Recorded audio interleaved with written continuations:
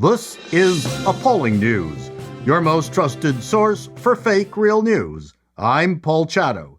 LGBTQIA+ organizers are furious because the feud between Trump and Musk has overshadowed their June Pride Month snooze fest.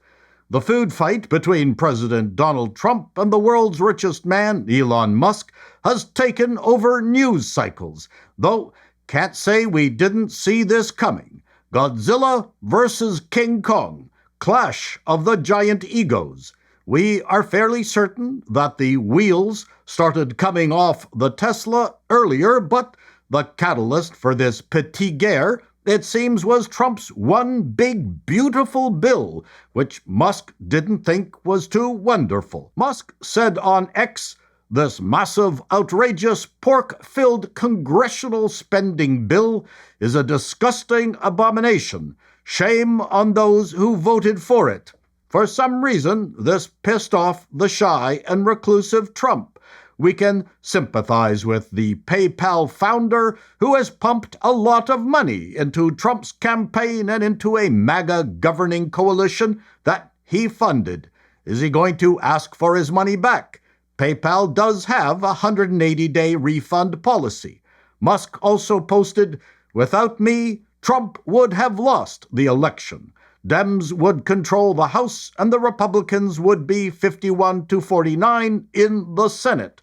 Musk added, "And I lent you my favorite hoodie, and you stretched it all out of shape." Some things you just have to let go, we say. Most likely, the gasoline that fueled this fire was Trump's claim that Musk had been consulted on the bill. This Musk vehemently denied. Elon does have a reputation for dancing like a toddler, but not for lying. However, we know someone who does. Occasionally, influential people started lining up behind their favorite pugilist. Mark Cuban behind Musk, and Ashley St. Clair, one of Elon's bitter exes, asked the president on X if he needed help ending the relationship. "Let me know if you need any breakup advice." Complexion-challenged Trump fart catcher Steve Bannon suggested on his podcast that Musk's immigration status should be investigated. Musk was born in South Africa. Will Trump be sending ICE after him? Later, Trump dropped on his Truth Social, "The easiest way to save money in the federal budget is to terminate the government contracts that go to Musk's companies." He added in another post that Musk was wearing thin and said the billionaire just went crazy when Trump backed erasing benefits for electric vehicles in his mega bill. If there was any chance of rapprochement, that ended after Elon posted, "Time to drop the really big bomb. At Real Donald Trump is in the Epstein files. That is the real reason they have not been made public," adding, "Have a nice day, DJT." Musk pulled X to find out if people would support a third party financed by him. For his part, Trump said he's never going to talk to Musk again. This reminds us of the Crystal Carrington and Alexis Carrington-Colby catfight on Dynasty. The one thing we do know for certain, neither Trump nor Elon want to get into a hair-pulling match. We heard that Kim Jong-un has offered to mediate a truce.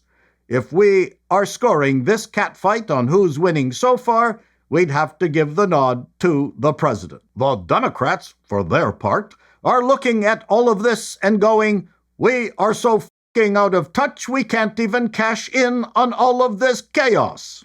Now, let's go from giants of idiocy battling it out in the most powerful country in the world to the small duchy of Waterloo, Ontario, Canada, where the Waterloo Regional District School Board staff are being trained that the word family is a harmful concept rooted in white supremacy. Here on this slide, dismantling whiteness at WO. Words matter. Family is identified as harmful by our racialized students. It obviously values positions of male authority and hierarchy and implies a nuclear family structure.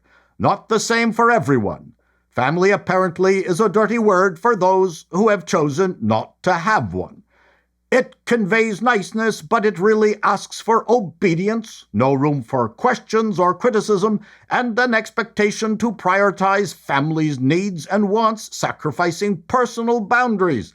No, family represents a support structure outside of the control of the state, which is why you don't like it. Before we identify more harmful words, let's go to this slide: unpacking whiteness.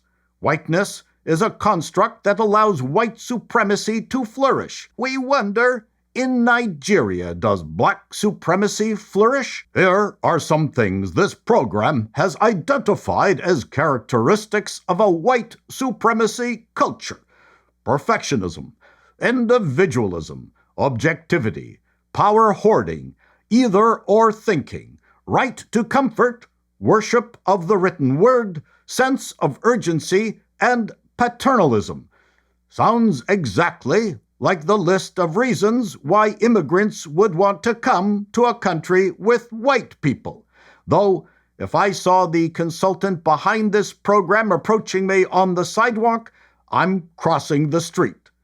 This all looks very much like the white culture chart the Smithsonian's National Museum of African American History and Culture posted in 2020, for which they were royally roasted and took down, saying in a statement that it was wrong to include the graphic in an online portal about race and racism in America. Wrong in the USA, but not wrong here in Canada, where it has found its way into our leftist educational system, by way of American critical race consultants looking a lot like con artist Harold Hill from The Music Man.